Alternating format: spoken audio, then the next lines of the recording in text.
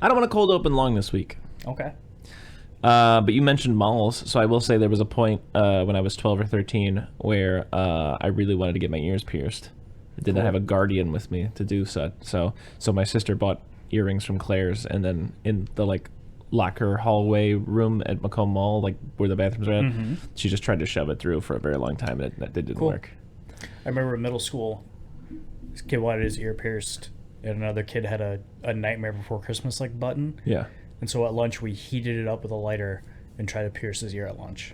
Wow. Did not go well. We didn't get through. He bled a bunch, but we did not get all the way through. Yeah. He screamed very loud. It's an awful story. He screamed real loud, and we're like, oh, we'll stop. He's like, no, keep going, keep going.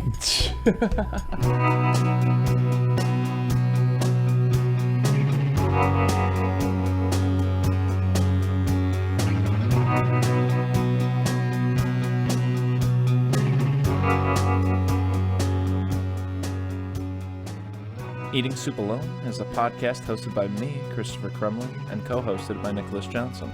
We try our best to ramble incoherently about a handful of movies at least once a week. Just switch it up a little bit. I want to say, watch the Scooby Doo. What year did that come out in? 2002? 2002. Wow, on the money. Wow. I'm so good at what I do. Yeah, we watched Scooby Doo. And I reckon in the beginning we'll probably have some Scooby Doo stories to tell. Yeah, maybe.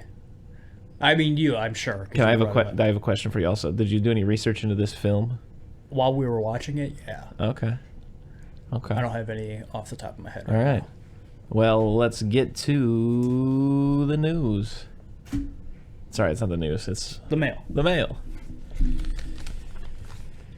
Scooby Doo 2002, already said that. Scooby Doo, where are you? You've got some work to do now. A portion of the song written on this one. Oof. These are always my favorite letters whenever someone just gave it a good licking. I was listening to one of our old episodes while I was doing it, and you were complaining about it not being licked enough. I was like, oh, I'll show him. Yeah, this one got licked. Scooby Doo 2002. Scoob. Don't watch this movie. 2 out of 10. So, Chris, what's your experience with Scooby Doo 2002?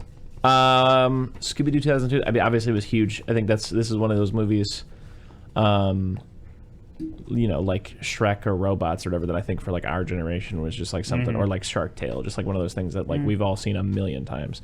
I'm not saying like these are all things we objectively like loved, but I don't think I've ever seen Shark Tale. Really? Yeah. Damn. Yeah. But you know what I'm talking about? Just those like the DreamWorks. Just DreamWorks. Is this a DreamWorks film? No, DreamWorks films are always animated. Always animated? Yeah. Okay. Well, you learn something every day. Yeah, this one for some reason is just lumped into that category of just like film I've seen 1,000 times. I think they're very specifically in that category of films I've seen 1,000 times that are garbage that my parents just sat me down in front of so I'd shut up for a while, and it worked. Yeah. Charlie's Angels was also one that I got sat down in front of a lot. Should not have been, but yeah, I sure was. Yeah, I just saw the little dance Cameron Diaz does in that film, and I was like... Yeah. I was watching, and I was like, I guess I was so young that just wasn't a sexual awakening. You know what I mean? I was like watching it, and I was like, I don't even remember being phased. Or like noting it down mentally. You know what I mean? I do. I remember being phased, but not understanding it. Being like, okay. And like watching it and being like, cool. I like not having the words. I think this is cool. Not having the words to like describe it, but being like, I'm good. Everyone's gone. I'm going to snag this DVD and I'm going to watch this again for no reason. Just to watch it again and be like, interesting. Okay. Like a little scientist. But Scooby Doo was also just astronomical, like out of this world for me. That was, I guess, just one step in the long line of me being kind of a horror hound. Yeah. You know what I mean? I can remember very specifically probably being in like the 8 to 10 range, and I had a neighbor growing up who was about 5-ish years old, like somewhere in that range. Like he was probably like 13, 14, maybe 15. And I remember hanging out one time, and in all sincerity, I was like, you should spend the night tonight, which he never did, even though he lived next door. I always wanted him to, but my way of trying to talk him into doing it this time was like, I was like, we can watch the Scooby Doo tapes I have, and then we can like pretend like we're getting really scared and hide under the blankets or whatever. And he was Did it like, work? no, he liked Corn and like the Gears of War stuff, you know, like Okay, he was a little too Yeah. past Scooby-Doo. The thing about it too was also, I think at that time Scooby-Doo was still scaring me a little bit. I'm not gonna lie to you. I think that's why I was like, we could pretend to be scared, just because I think initially I was saying, well, when I'm watching them alone, sometimes I get spooked. And he was like, are you joking? Kind of everything. I was like, yeah, big joke. Let's we could just pretend to be scared. So yeah, Scooby-Doo was huge for me. This, in terms of the things that, this is such a weird one, because like everything in it was in there somewhere, Exactly. Yeah. but didn't really like give me that hot nostalgia hit. Exactly. It You was know? just like, yeah, I remember this. I don't remember it being like this, but I aesthetically remember all of this, and I remember all of Very these aesthetic, scenes. yeah. Yeah, that was probably the biggest disappointment. We watched it the other day because you were down bad, and I was down bad. It's a down bad. It's been the down bad house. Yeah. I can't even speak. That's how down bad this house is. But yeah, and so we were sitting around, and I was like, you know what's gonna really just perk us up? Let's take a nice little trip down memory lane. And it didn't really go that way. No, it did not. Yeah. I will also note something I've probably talked about frequently in the podcast. Scrappy Doo being a beefcake. You bet your sweet ass I was all over that as a kid. I know you were, yeah. As I told you. All you had to be was a beefcake, and I was into it. Perhaps that's maybe why I've always been a professional wrestling fan. My lizard brain is just predisposed to Beef. Yeah, beef. What about you? Do you want to talk about do you have like anything? I think I have a very similar experience with you, except for the embarrassing myself in front of an older boy part of Yeah. the story. Just watch this all the time as a kid. I remember a lot of this. I remember Sugar Ray being in it. I remember the big purple monsters. I remember going to Spooky Island. I remember Mr. Bean. I remember Scrappy Doo. I remember the souls in the bowl. Like I remember Yeah. all of it. Yeah. I remember them going to like the fake set and stuff like that and having the fart fight. I remember the little stinger at the end of right before the credits. I didn't remember. I guess you never do, but I didn't remember it being boring. Yes. Like that's the biggest. Like Yeah. you're right. This is a trip down memory lane. Like it's full of nostalgia, but I watch it. And I go down that lane and I go, "Oh, Mom and Dad used to fight a lot, didn't they?" Like it's that kind of memory lane. It's not great. Oh shit. I have the only really good memory I have about this movie is watching it with my grandfather. My grandfather was an old Italian man, spoke English but not super well. Me and him didn't communicate a lot. But every now and then we would, and I remember very specifically like the end credits of this when they're both eating the peppers. My grandfather just laughing his ass off, just stone cold through this whole movie. But when they're like they're overheating from the peppers at the end, oh, my grandfather loved that. Like that was the biggest thing me and my grandfather used to do is we would watch old cartoons. Oh, and he would just howl. It was great. Yeah. It was a great time. Yeah. Well, that's great. That's actually great. I wish this movie achieved that more. But Scooby Doo looks like a dead dog. Yeah. awful. Yeah, it's hard to look at. Yeah. I don't like looking at him. I don't like thinking about him. Here's a soft pitch. Do you think it would have been better or worse if it were Who Framed Roger Rabbit style animated? I think it would have been better. If the dog? Okay. I think it's got to be like for the times. People would have been like, "Oh, this looks old. This looks like Who Framed Roger Rabbit. We got CGI now. Toy Story just happened. You see how good that dog looked? It looked about the same with Spain." And this is something I'll give props to in today. I think that's a good thing about where movies are at these days. If you took a chance like that, most people would probably let you go ahead and give it a go. A whole movie that came out a few years ago with Harrison Ford and a computer dog. Yeah. Yeah. Yeah. But also, you know what would probably worked in this movie? Huh. Just a dog. Yeah, I feel like a lot of the stuff they could have just gotten a dog to do. I don't know how you'd pull off him in the suitcase. Exactly, yeah. You know? You know what you do? Huh? You get the suitcase prop that they obviously had, and then you get 4 fake little dog legs that you have running underneath. Yeah. Not bad. But yeah, that would honestly be the cream of the crop, is just get a dog. And even if you have to like animate his mouth talking, I feel like that would even look better than what we've you all did. seen Air Buds, or like, I feel like a lot of those dog movies that came out around this time, the dogs just wouldn't, their mouths just wouldn't move. And it's just like, okay, I get it. Yeah. Do you think more or less expensive to have dog on site, dog handler on site, as opposed to full CGI dog? At the time, probably more, but I'd say now, less. Okay. I hear, from what I hear, listen, I haven't worked on a movie this big, or a movie at all, but I hear dogs and cats are, just animal training in general is a huge pain in the ass.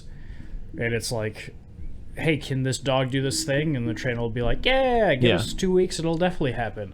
And then 2 weeks come and they go, okay, we can do it, but my hand has to be on his back while he's doing it. Does that work? It could, though. Put him in a full green man suit. The dog? No, the man who has to hold his back.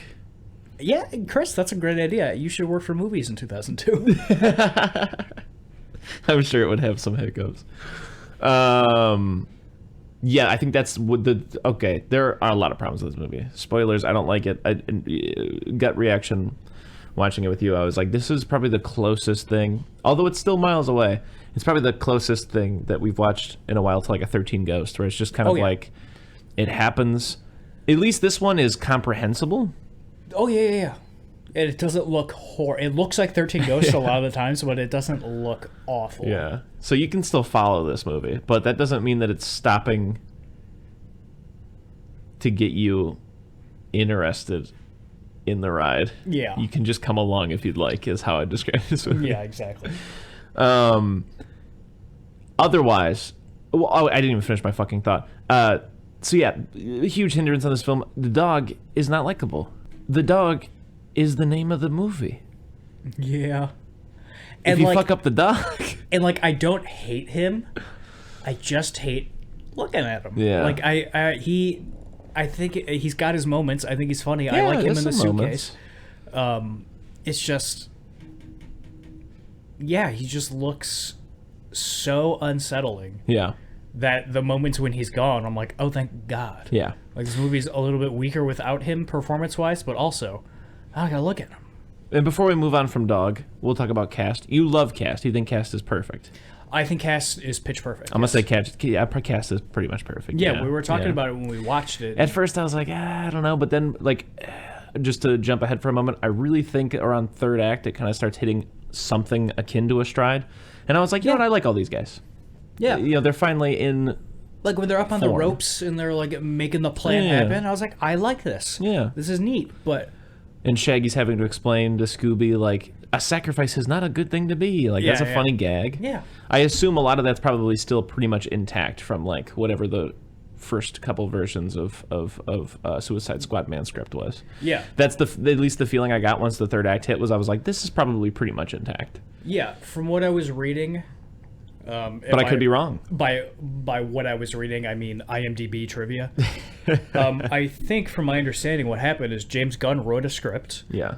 It was going to be rated PG-13. They were going to be smoking pot, and Velma and Daphne were going to be a couple and stuff like that. Hey, would be a huge hit today. Yeah. That'd be a great idea today. And we just got to wait for Scooby Doo to hit public domain, and then we're off to the races.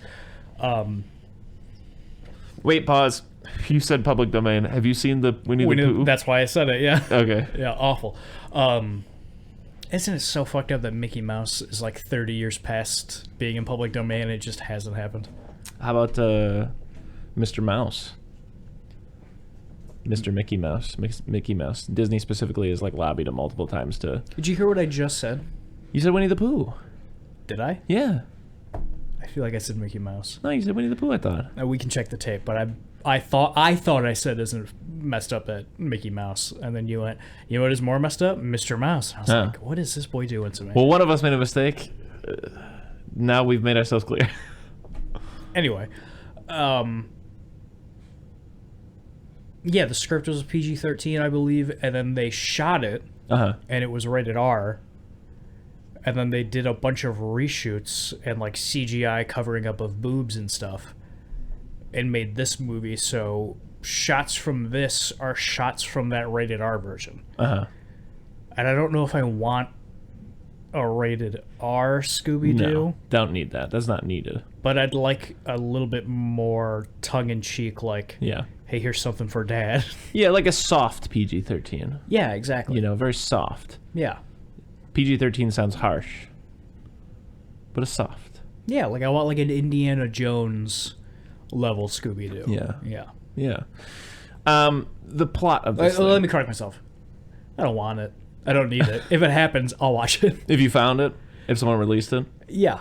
you'd check it out? If you mean the other cut of this movie, Yeah. absolutely, yeah. Yeah. Sure, that happened with movie with the kangaroo. Kangaroo Jack. Yeah. Kangaroo Jack, I've heard yeah. that. Wow, that's like very similar to Scooby Doo. Yeah, or same time, yeah. Kangaroo Jack was shot and done, and can't think of his name, but the guy who starred in it, the main guy, I know. was like, I dropped dong in that movie. And then people, like, test audience saw it and thought, oh, I thought this was a movie about a cartoon kangaroo. And they're like, well, I guess we got to re-edit it and make it a movie about a cartoon kangaroo. Where do I really know Anthony Anderson? It says he was in The Departed, Transformers, Scream 4. Yeah, Scream 4. I Yeah, he's remember the that cop in Scream cameo. 4, Yeah. yeah. I remember Transformers. Yeah. Agent Cody Banks 2. I'm sure that's a treasure trove of unlocked memories Oh, we waiting should to do be. those for sure. Yeah. You know what I was actually also thinking is perhaps we should have just gone ahead and watched the second Scooby Doo so we could talk about it now. Do you want to stop real quick? No, it's okay. I suppose we'll revisit it at some point. I hope that. Because I'm interested. Yeah, kind of. I'm very Because interested. from what I remember of the second Scooby Doo is they're like, hey, well, we just had all the monsters from the cartoon in this instead of Yeah. fucking Spooky Island monsters. Well, because that was something I was just about to say. How do you feel about the plot of this thing? Like just the whole Spooky Island thing and the kids with the souls and the yada yada yada. Well, I think when I think about it and what it's supposed to be, yeah. the idea of the gang breaking up and then having to come back on this island called Yeah. Spooky Island, which is so ham-fisted it almost works, Yeah. and having to solve this mystery where they get to the point where it's basically at the end they're like, oh, this is magical spooky shit, Yeah. but also it's still a man in a mask kind of. I really like that, but Yeah. for what this movie ends up being, which is just a kids movie, Yeah. just make it an episode of Scooby Doo. I feel like that would have worked better. You know what's interesting is you actually just brought something to my attention. There is a version of that works. That plot point did not land at all. The part where it's they always handle a guy with a mask. This time it's real. Yeah, That didn't land for me at all. But that's a great way to twist that, right? but it's both. Yeah. It's real, but also It was scrappy or whatever. yeah, it's But- also a man in a mask at the same time. But then he becomes a supernatural monster at the end. Yeah. That is an interesting little twist that I feel like could land well. But And like, there's all that with like them, growing apart and then coming back together, and that being in there makes it feel like this movie is it's trying every chance it can get to take a step into a good direction. yeah, And it just can't. There's no way it's going to happen in this movie. yeah, So for what this movie is, just take all that out, make it a wacky, funny movie. Yeah. Where Scooby-Doo's farting and running around in suitcases and stuff like that. my point is twofold. One, I agree with you. I think that something that definitely hindered this movie is that it didn't feel enough like Scooby-Doo, Where Are You? And it felt a little more like, at least what I remember, like Where Are You, Scooby-Doo, like the 2004, 2005 cartoon, and some of like that era of like Scooby-Doo. What's a new Scooby-Doo? Yeah, what's new Scooby-Doo? And that era of like animated films that Scooby-Doo did. Yeah. And it doesn't feel enough like I mean, bread and butter Scooby-Doo kind of. I haven't seen him probably since I was young enough to see this movie, so I don't really have a say in it, but I remember not minding those movies because they just feel like good Scooby-Doo cartoons still. Well, what I was going to say, my other point is I feel like, because this predates it a little bit, this stuff does. I feel like things like Scooby-Doo Alien Invasion, Cyber Chase, and like Witch's Ghost would probably end up, honestly, those three are probably significantly better movies than this live action one. Oh, is. I'd say so, probably. I actually would really, and Zombie Island. I'd actually really like to do perhaps a follow-up episode where we watch a couple of those. My votes are Witch's Ghost and Zombie Island, because those two were the huge ones. Mine for are me. Witch's Ghost and Cyber Chase, so we'll have to do something about that. Maybe we'll just watch all three. I think they can't be more than like an hour long. That's 3 hours, though. Hopefully, they're made for TV and they're 45 minutes long. Yeah, we'll see what happens. But, yeah. So the story, as you were saying a second ago, there was that thing that, you know, the subversion that like should hit, doesn't hit. There's a lot about this movie that almost works. Exactly. Like, I like the idea of the opening, but it ends up kind of falling flat a little bit. I think because it's a tricky thing with characters like this, you don't have to spend a lot of time with sort of setup or like exposition because they're so in the public knowledge, but at the same time it's a new cast playing these characters, so you have to spend a little bit of time so you feel like you know them, you know what I mean? And I feel like that's one of the problems with the movie for me personally, is like the reason why I think by the third act I'm like, I like these guys, is because that's how long it kind of took me to warm up to all these guys and like them, you know what I mean? It's I wish the movie would have accomplished that quicker, is all I'm saying. Like, yeah, because it's a little strange. They do the thing at the beginning. I love the bit at the beginning. Yeah. Where it's an old Scooby Doo cartoon. Yeah. They're all in like the classic outfits and stuff. But it is a little strange because, like you're saying, it has to start so you can get a sense of, hey, this is what this Fred is like, and this is what this Daphne is like. But Velma, pretty close to spot on, pretty close to who she is in the cartoons. And then Shaggy and Scooby Doo are 1-for-1 with the cartoons, and it's perfect. Yeah. And I think it'd be pretty cool if this movie just started, and it's like, hey, you know the gang. They're going to Spooky Island, okay? Yeah, because the other thing is that they break up very quick, spend no time broken up. And I feel like that's another thing. How much time passes in this movie? Well, that's what I was gonna say. Like, because I don't want them to spend a lot of time with them broken up necessarily. But how about this as an alternative? Instead of just getting Shaggy and Scooby, a scene that length, but for each of them, perhaps. From what I read, there was, but it made that scene too long. Yeah. Because, like I said, it's basically you get that like 5-minute chunk in the beginning, which is fine. Yeah. Then you get like a maybe 5-minute scene with the Scooby thing, and they're smoking weed, but not smoking weed. I do like that. They're cooking burgers in there, so when they come out of the van, there's just a bunch of smoke pouring out after them. I even liked it as a kid. It was one step in a long line of me from the ages of 8 to 11 being like, all I want to do when I get older is smoke pot. Hell yeah. Like when Harold and Kumar came on Comedy Central, every time I was like, this is all I want. I want some dude I live with and neither of us have girlfriends and we just smoke weed and make dick jokes all day. This is sick. The exact opposite was me. I was so afraid of it. And then when I was 14, someone had to hold me down and be like, you're going to smoke dope with us. And I was like, okay. But then you get the Scooby stuff on the plane where he's pretending to be a woman. That's a good gag. I like that. I do. It is. But at that point, so far, I just feel like nothing's been done masterfully enough for the breakneck pace to also kind of achieve me caring yet. You know what I mean? This movie just whips by. It just, that's the problem, is like it literally passes by so quick. And then from that point on, they're on not Zombie Island, Spooky Island, basically. But before we get too far, okay. Yeah, it's the most confusing part about this movie to me. Yeah. Is it starts, they're dressed like it's the 70s. Yeah. And then America's Sweetheart in the 90s, Pamela Anderson shows up. And I'm like, okay. And then it it jumps forward in time to where we are now. And Can we pause in the middle of this pause? Why did she show up again? Was that a movie? They saved the factory where they were making Pamela Anderson action figures at. Oh, okay. And I think it's supposed to, if I had to guess, it'd be like, it's like a callback to like how every now and then us, like the Harlem Globetrotters are now here with Scooby Doo or something like that. Also didn't land, but I guess that's too dated of a celebrity, I guess, perhaps. I just hate looking at Pamela Anderson. She's just gross. And then an indiscernible amount of time passes. They're dressed like it's 2001. There might be a title card that comes up. Maybe. I don't remember what it said, though. Freddy has a blue leather jacket on and short hair. Never seen the blue leather jacket before. That's in my life. And Daphne's a little bit more modern, and then Scoob, Shag, and Velma look exactly the same. And then, I don't know, one of them's working at NASA. The other one's become a black belt now. Fred's gone on a book tour. So either they've been gone for 4 years or 9 months, and I cannot tell. Okay, here's something I'm curious about. I'm sure you're not going to have a problem with it, but it's something I'm interested in because I mentioned it during the movie. I personally perceive the show as them being at like the Hardy Boys, Nancy Drew like kind of level, where they're all in like high school or early college, and this is kind of something they do on the side. It's kind of quirky, but they actually seem to make a little bit of money on it. This is like their job. They do whatever. Maybe they want to be detectives one day or something like that. Whatever little backstory you want to give it, but like this is something they do.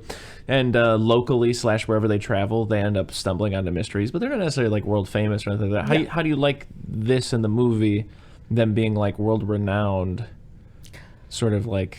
Almost like Ed and Lorraine Warren, except every time it's like, it's actually just a guy in a mask, Yeah, I don't mind it. I don't like it, but I also don't mind it necessarily. Yeah, it's not my preferred mode, but it's fine.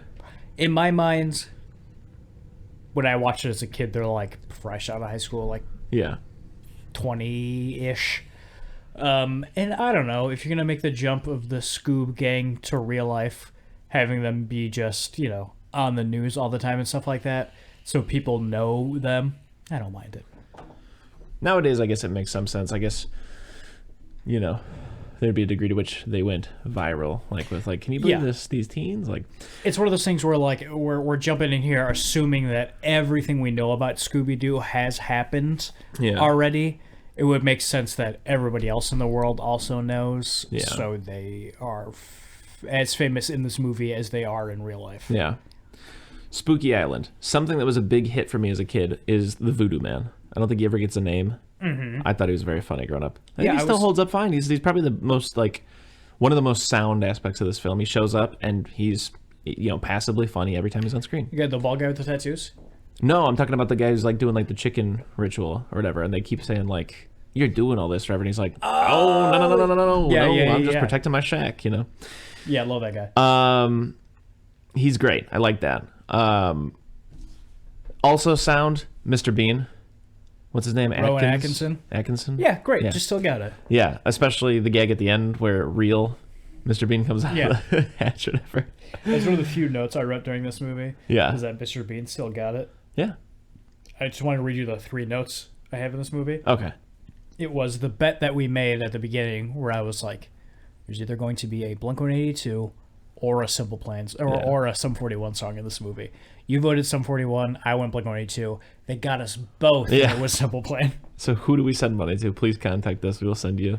I wrote that. I wrote Mr. Bean. And then when I write things in quotes, it means you said it while watching the movie. Okay. And I liked it enough. And this is the 3rd note I have. It just says, I don't like dog. Oh, also, the Coast Guard's in on it. I wrote down that, too. Do you remember that? Yeah, they call the Coast Guard? They show up at the end still. Yeah, it's the good Coast Guard. They show one scene where the Coast Guard goes, they need help. Yeah. And then you never hear about them. Yeah. From the rip, something that immediately stood out to me as a child, once they get to Spooky Island, is the scene where that dude comes up and he's like, "Hey, Becky, whoa, I've known you since the 4th grade." And she's like, "Get out of here, chump," and throws him or whatever, Yeah.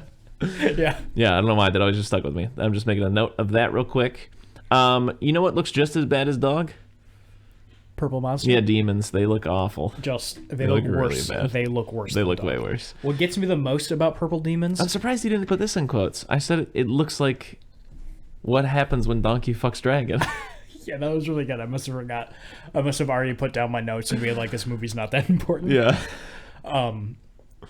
I hate them with a passion. Yeah. And I think like the biggest thing that like gets me about them is like whenever they like move too fast or they like squash and stretch. Yeah. Or like there's that part where Velma pulls on one of their heads, like they've got a mask and their head just stretches. Yeah. And their eyes stretch with it.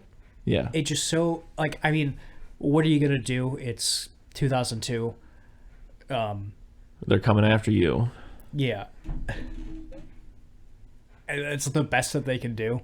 Yeah.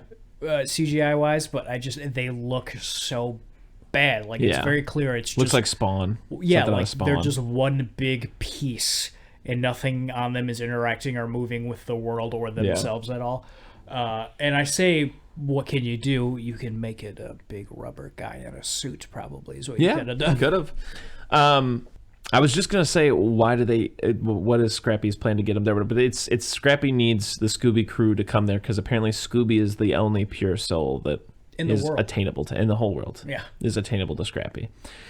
Because Scrappy is Mr. Bean, He's inside of Mr. Bean. Yeah, he controls him he's a big robot. Yeah. Like Men in Black.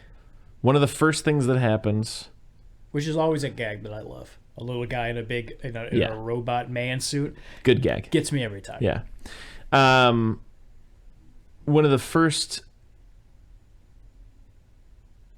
interactions they have on the island, other than Mr. Bean being like, hey, check out how these teenagers are different when they leave, is, you meet Tattoo Bald Man. Yes. Which I think is a great gag, too, with the Velma being like, I can see clearly how this is done. There's the projection screens there. No, I hate that. Oh, you do? Because she shows up on this island, and they're having this show for fun, obviously. I don't think she should have said it that loud. Because this is a theme park, and he's like, ooh, spooky, spooky. There you go. I'm you're doing right. spooky, spooky show. You're and she right. goes, well, actually, there's a projector there and a projector there. And he's like, you're right, I hate it now. Thanks. But I guess my soft pitch to fix that is perhaps if they're chatting after, away from everybody, and it doesn't ruin any fun. Yeah. And she's like, no, I saw the projection kind of a thing. You could have the plot move forward in some other way where, like, maybe he's, because he's important later on. Maybe they have some kind of interaction, and she gets to have that little moment, but definitely not in front of everybody. You're right. It is an awful thing to do to be at a theme park, and So you've turned the tide. I agree with you. Yeah, it sucks. But the thing about Tattooed Bald Guy and Luchador Man and everybody in that gang, I feel like I recognize all of them, and I'm like, this guy's got to be a wrestler. Yeah, he has to be. None of them are anything. They've never been in anything. It's interesting how pervasive professional wrestling still is. I was watching a YouTube video the other day talking about wrestlers in TV, and even like Steven Universe still has episodes centered around professional wrestling and stuff like that. And I was just going to say, well, you watch this, and for no reason, there's a wrestler in this film. Yeah. And also, we have seen Everything Everywhere All at Once, and there's an amount of wrestling. There is, yeah. So it's just interesting to note. Don't know where they sleep on the island. Not that that's important. The hotel. We never see their hotel rooms. I'm not saying it's a... They hang out in the lobby a lot. They do. And then when the lobby gets destroyed, the hotel gets destroyed, they sleep on the beach that night. Yeah. Couple things. One, do not like Velma's love interest type, the guy who comes over to distract her so he can try to get the Zelda logo from her. Yeah, he looks like he was me when I was 19. Yeah. I don't like him. Damien-ritis he's trying to get. Yeah, because he shows up later at the end to try to make a move for real, and it's like, well, you were Zombie Man earlier. You guys don't have any relationship. You guys actually haven't ever met. No, I don't think he was trying to get the Damien-ritis. Really? I thought he was sent by the guy. My bad. Then maybe he was... I think he just got monstered like everybody else. Yeah. And at the end, he's like, let's smooch. And she's like, can't say it out loud, but there's a reason I don't like you. And she leaves, But anyways, whatever. So I forgot to mention, they got the Damien-ritis from the spooky... What does that mean? It keeps making me think of Damien Rice, the singer. But anyways, they go up to that castle because Daphne talked to Voodoo Man, and Voodoo Man was like, do not go in the castle. And she was like, I know that you mean to know that when you told me not to, that I would, so then I would, but then you didn't know, so I did, and I'm going to. And he was like, what? Then they go up there, which is a good gag. And a lot of things happen in that castle. I think that's where you get the fart off, Yeah. They got to eat their way through the fake sausage links. Mm-hmm. There's, for some reason, a little person operating some of the stuff who hides in the shadows and then gets yelled at by Bald Man, I think. There's a lot of people in on this op. There's a lot of people in on this operation. Yeah. And whatever, long story short, they find Damien Rice and they take... and yes, so Velma ends up at the bar talking to the man who looks like you a couple years ago. And... but, I mean, before we get too far... I don't want to move past the one time both me and you laughed out loud during this movie. They do have the part that is... Oh, yeah. Objectively funny. Objectively over the top, so much so that it's not funny. Yeah. Where Scoob and Shaggy are in the room together and they're just farting at each other, and then Daphne comes in and goes, "Oh, it stinks. Boy farts." Yeah. And it's like, okay, whatever. And then all of them meet up and they're running away. and like they come to a dead end and they go and they like hide in like the suits of Which, armor and great stuff. bit. I always love Great that. bit. I always love when people have to hide like that. And then when the guys turn around the corner, Shaggy Velma goes, is like a wizard. Yeah, And she has she's like in a front of pot of fire in front of her. and Shaggy goes, "Oh no!" and he farts, and it makes like a big metal sound, like a steel drum, because he's in a suit of armor, And a then fart the explosion fire explodes behind his butt. Gold, perfect 10 out of 10. Yeah. I love it. Because it's only like a 5-second scene. It's perfect, short and sweet. That's a good fart joke. That's a great fart. That's a top tier fart joke. Them farting the room up and Daphne being there, so it's like embarrassing or whatever, and then she goes, "Oh, it stinks" or whatever. Also, when you think about how they had to make the scene, it was just Matthew Lillard in there alone being like, "Well, check this one out," and just pretending to fart in front of a fake dog. Glad he secured the bag, because to this day he still voices Shaggy Rogers in everything Scooby Doo. Oh yeah, no, I don't know when we're gonna get to it or if we are, but go on about it all the time. Matthew Lillard holding this entire movie on his back. He's 10 out of 10. I love him. He is. I hate that he had to go through this to a degree, though. I'm sure he's probably a great guy about it, and he's like, "Yeah, it was sick." But that specifically, like, that's got to be. He's a. As far as I'm concerned, he's a real actor, so he probably didn't give a shit about like, "Oh yeah, I'll stand in this room and pretend like I'm farting." Yeah. But me personally, I wouldn't like it for me. So in a sense, I don't like it for Matt. Yeah. I'd like to assume Matt was like, "Hey man, I'm on the Scoob movie," or he recorded the R-rated version, and then they'd be like, "We got to kid it up," and he's like, "Okay, fine, I'll secure the bag, I'll do some farts."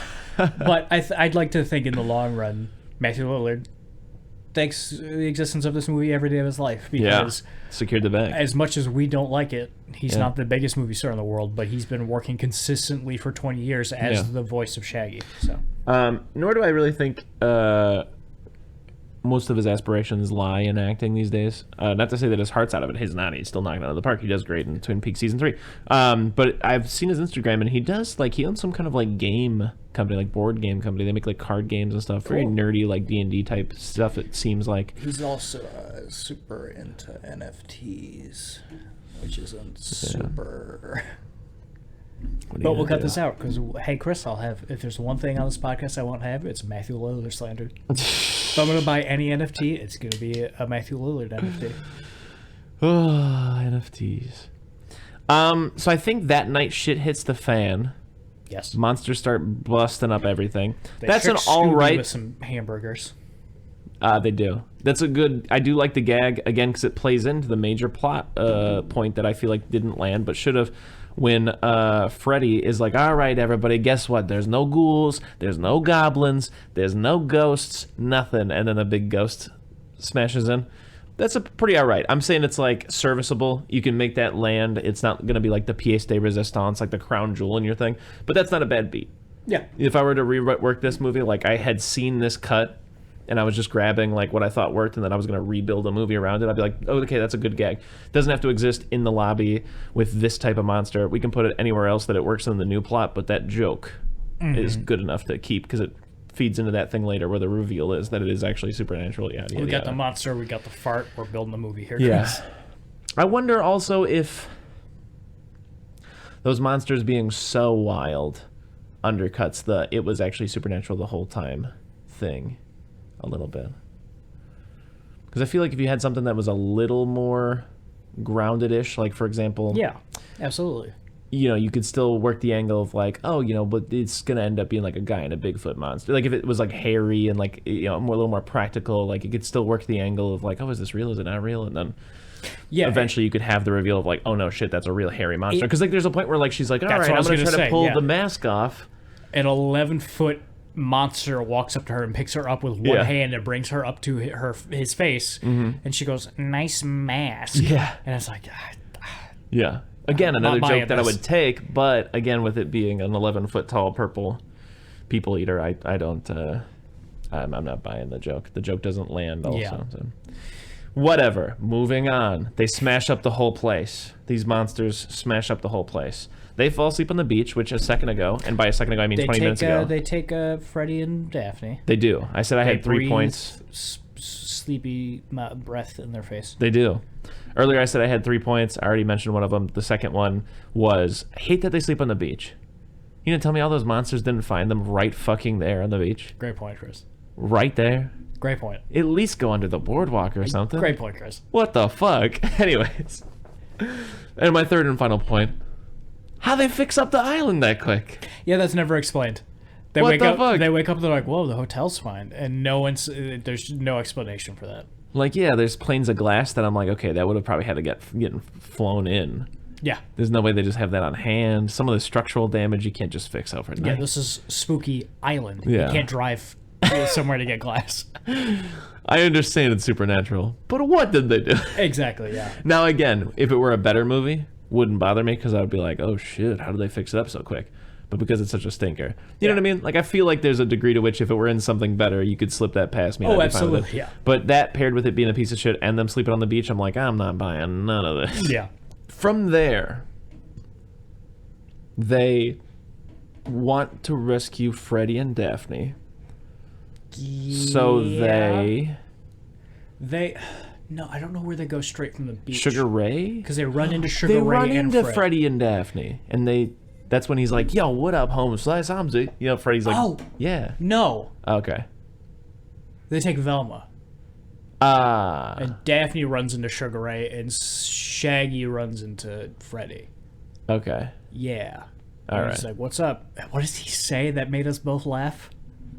I don't know. I actually genuinely think that bit's good because of how much Freddie Prinze Jr. just goes for it. Yeah. He really genuinely And is not embarrassed, seemingly. He's like, I'm going for it. This is What, my time to shine. I don't know what he says that's funny, and there's something that they say in that training video that made us both laugh. Oh, yeah. Sorry, bro. No big whoop, dog. Yo, did you catch that new vid on the box? True that. I'm up to sniz off on all popular trends. Word. It seems to be a Okay, it's more of a visual gag, but it's not bad. Yeah, I don't know. I just love that. Like, oh, did you catch the new vid on the box? Oh, yeah. I'm up to snizzuff on all the latest media or something like that. It's just, it's solid. Like trying to modernize the term up to snuff. Yeah. Love it. God, I wish I could find what fucking Freddy says on the beach, though, where he's like, yo, dog, you know what I'm saying? But I just gotta do a quick fast forward, Chris, and I got this. in the process of trying to remember bits that I think went okay, I do also like when I don't like that he has a little voice and they make it like extra spooky by being like, oh no. But I do like Velma talking to the man in the giant skull hat and being like, so have you noticed anything strange going on? Yeah, And he's just like that's shaking good. his head no, and she's like, you noticed anything different about these kids? And he's just like shaking his head no. That's a good little gag. I would Yeah. I would also grab that in my ideal rework of the film for sure.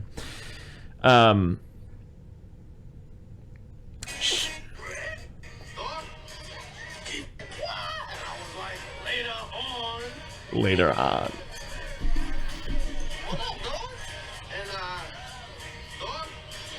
Yeah. What happened last night? Man, we got beats like it was the listeners on Earth. You know what I'm saying, G? No. I think it was either Liz Niz on Earth, Yeah. or him going, "What's up, dog?" and looking at Scooby and going, "Dog." Yeah, I think that bit works. I don't like keeping it real or whatever. That didn't like Scooby saying that. Again, dead dog made it worse. Yeah.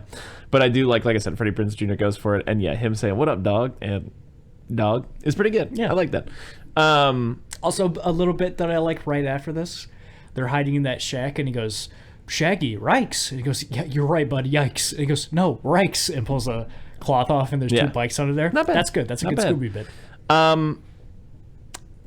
Controversial take. Sugar Ray, don't be in this movie. Sugar Ray, if you want our advice, if you want your career to keep going, Don't do be the in Scooby-Doo Scooby-Doo. movie. I read online that they asked Weezer, and Weezer said no. Okay, I can't lie. I would have loved if Weezer would have shown Yeah, up. yeah, absolutely. Can you imagine Weezer playing at a beach pool party? Yeah. Just not moving at all, just... That's one of those bands. I can't riff a Weezer song, but... I could.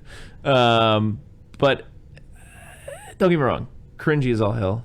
Haven't made that much good music compared to how much bad music they made. Whatever you want to say or whatever. I like some, Weezer albums. I also just like Rivers Cuomo. There's something about him that's charming. I do like Weezer, yes. and endearing.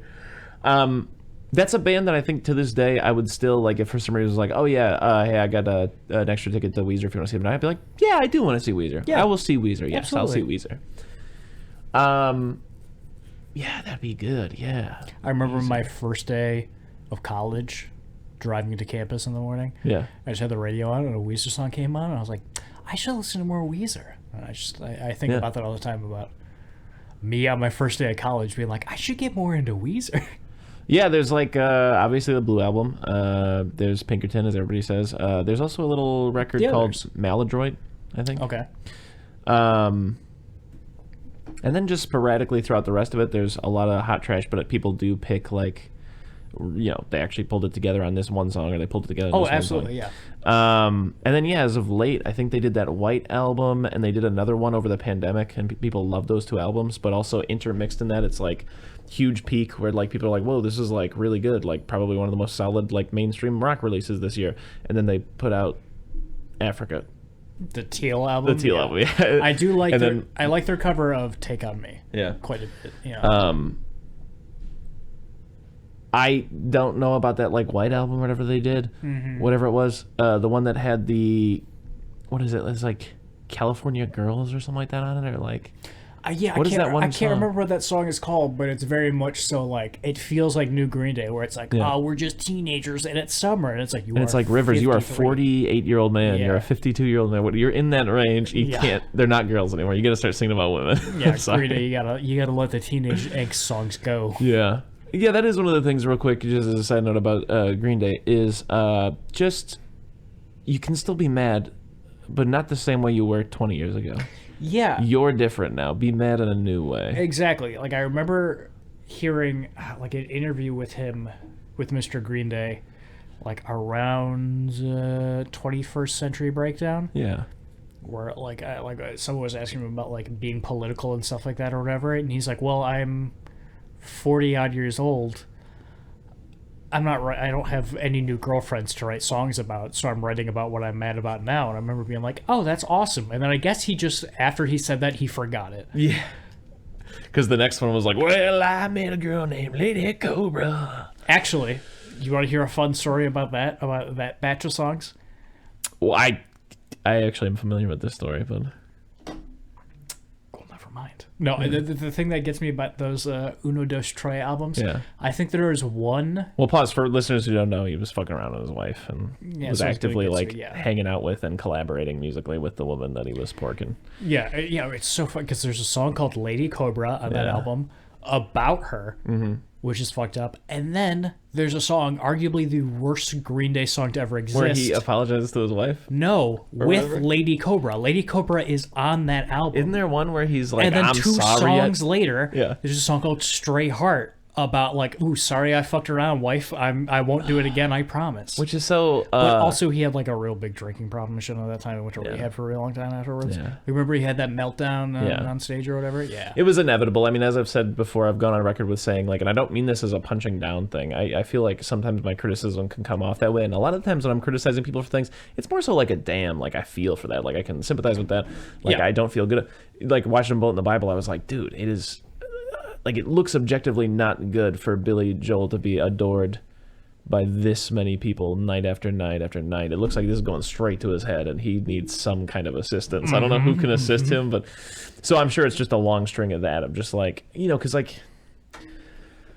I mean, you know, sometimes you have, like, a really good day, and then, like, maybe by that night, you're like... Back to the humdrum, though, Yeah. And, like, that still happens. I mean, you play to 10,000 people, and then you go home, and you just what? You know what I mean? Like, cheat on your wife is what you do, I guess. So it's just not really good for your mental health left unchecked, or not being able to, like, cope with it properly. Even though it's a positive thing, you still have to cope with going back to reality. So whatever. We can get off the Green Day for a second. That being said, the I'm sorry for cheating on your wife song. Lux, I like it. I like that quite a bit. Bold move, though, to introduce her on the record with the song, then collaborate with her, and then a couple songs later be like, also, sorry to my wife. Because that's what I was going to say, is really sad on the wife part. They've been together so long that all those songs like 2,000 Light Years Away, those are about her and stuff, And she... No, not she. Chump. Yeah.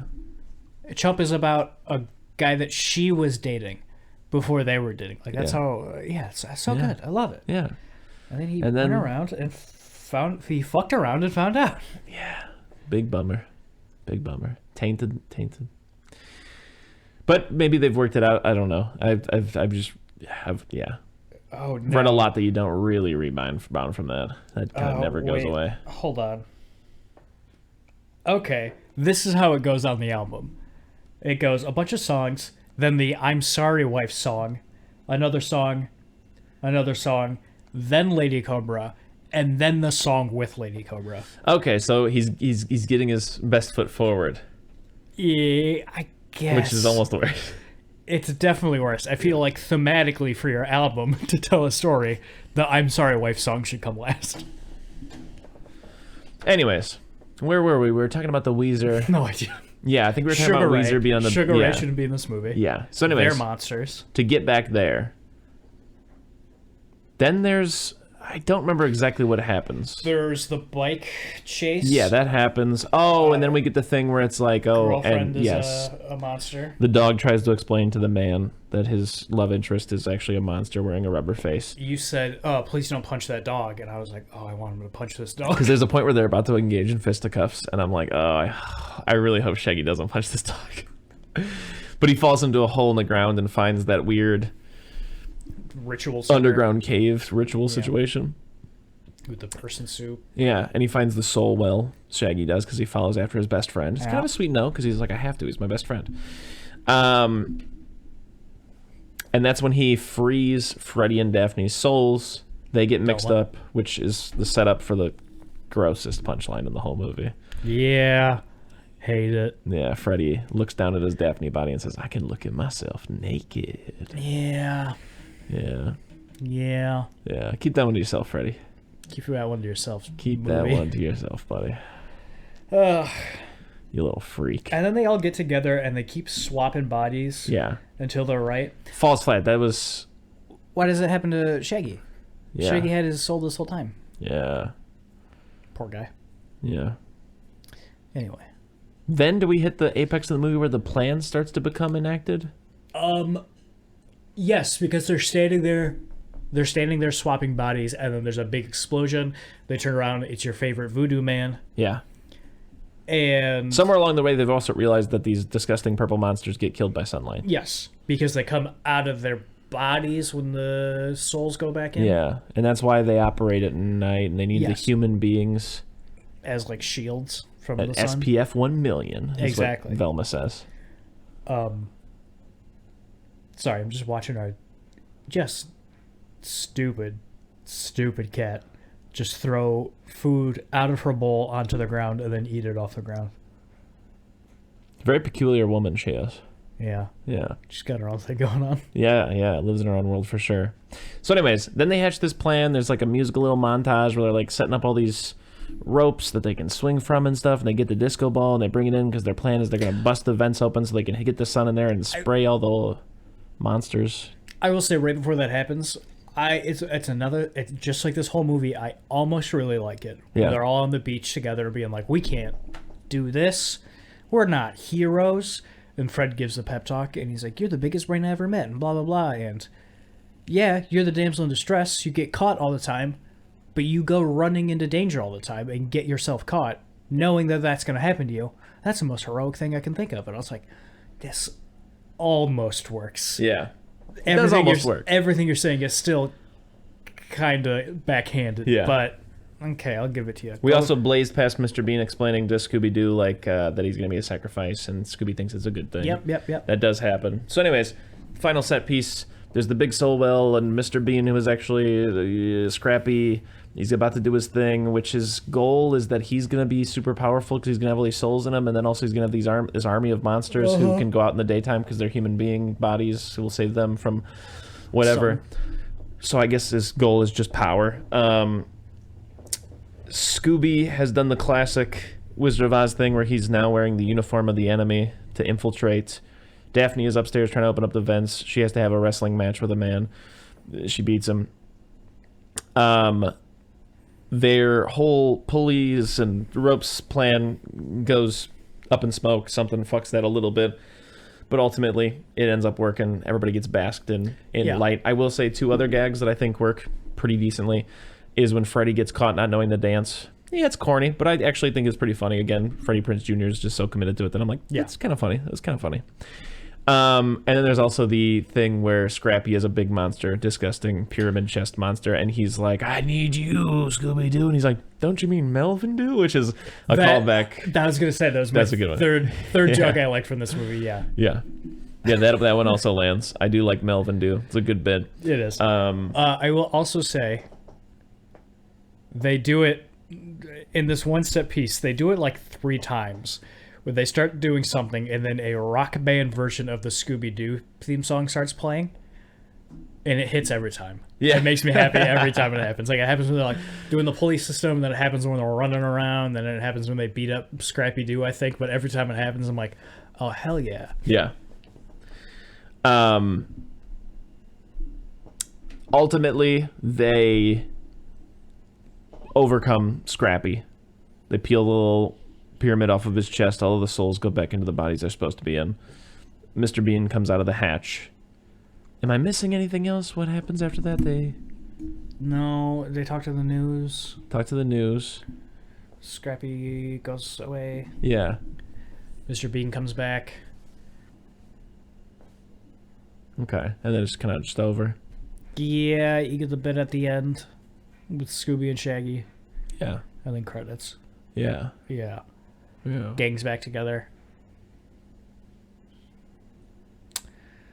You know, it's a good bit. What? When the Avengers all get shawarma after the first one. That's funny. It's kind of like Scooby and Shaggy. That's why, yeah. The Avengers stole it. Yeah. Yeah. So how you feeling on this film? Oh, on Scooby Doo 2002? Yeah. Oh, I give it a 2. So an F?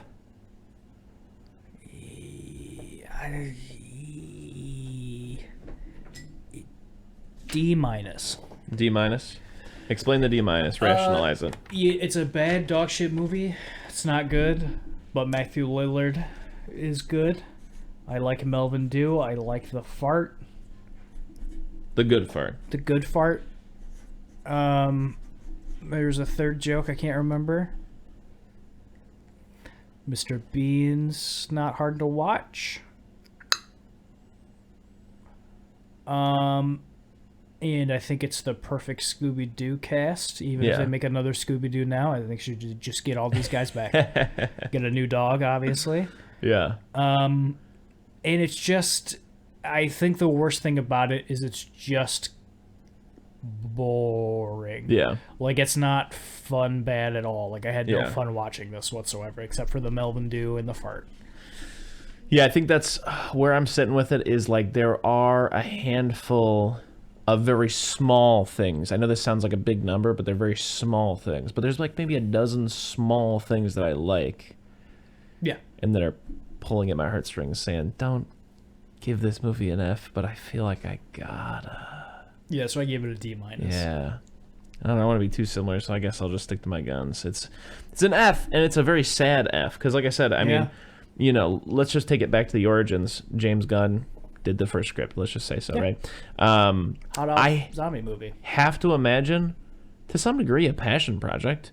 And I have to also imagine he probably put some effort into it. You don't think he was a gun for hire? You get it? That's his last name.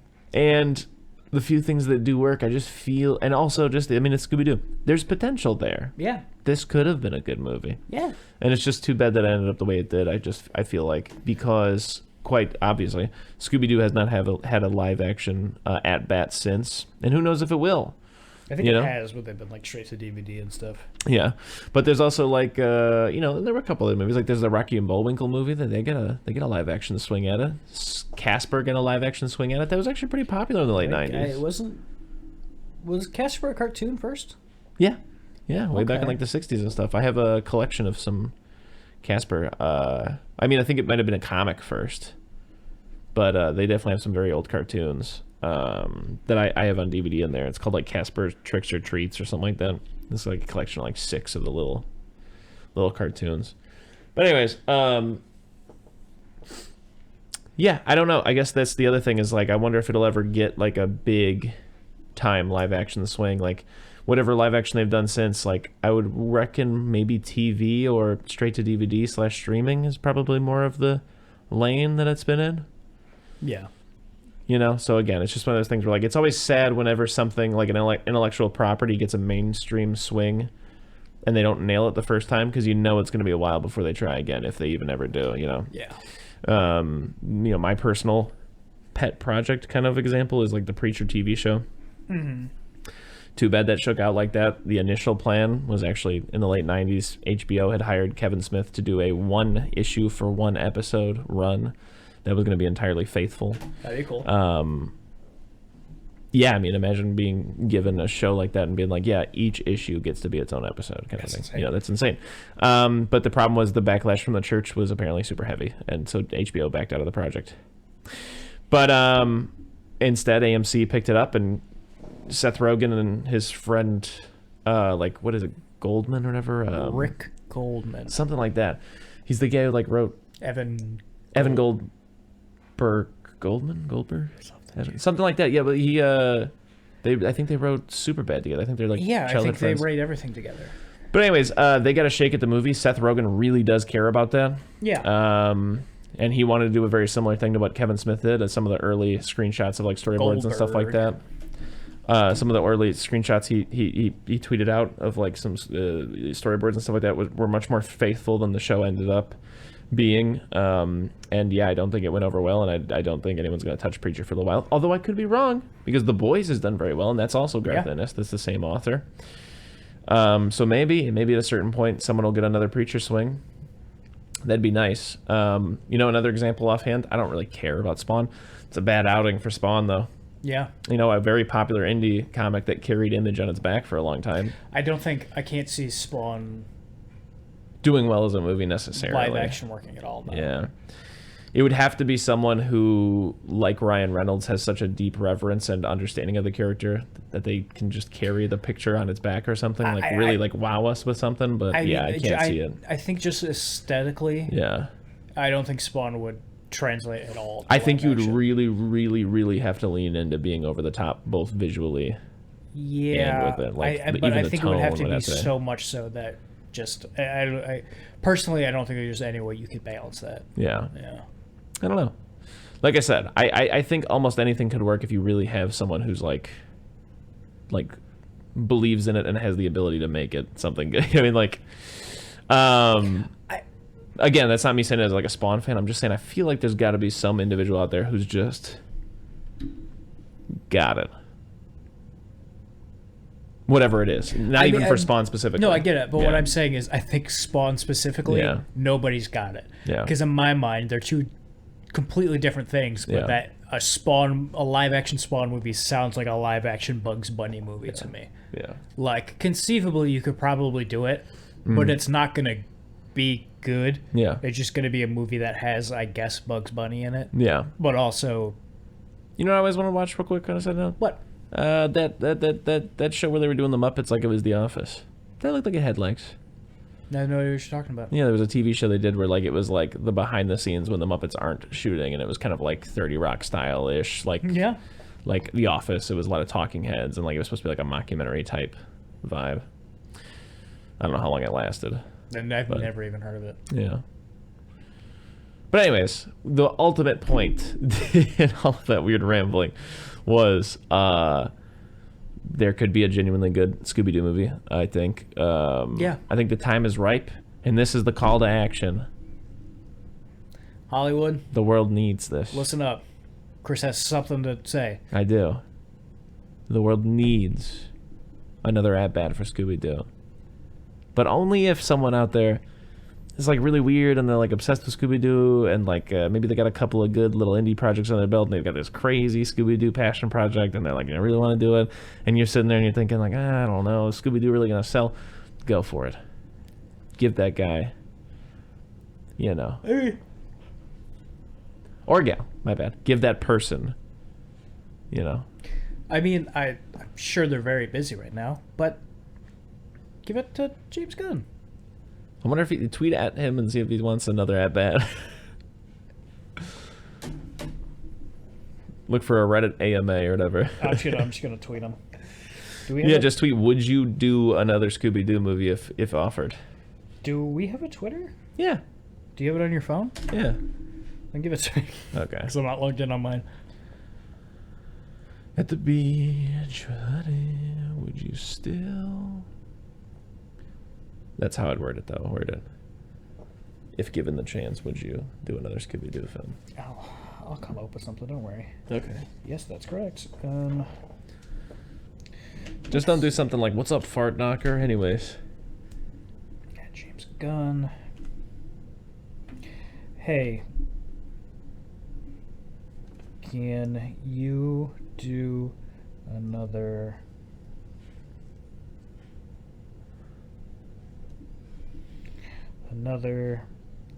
Scooby Doo? Question mark? Perfect. Tweet. All right. Well, we'll have updates on that and much, much more next time. But for now, that's that, Mattress Man.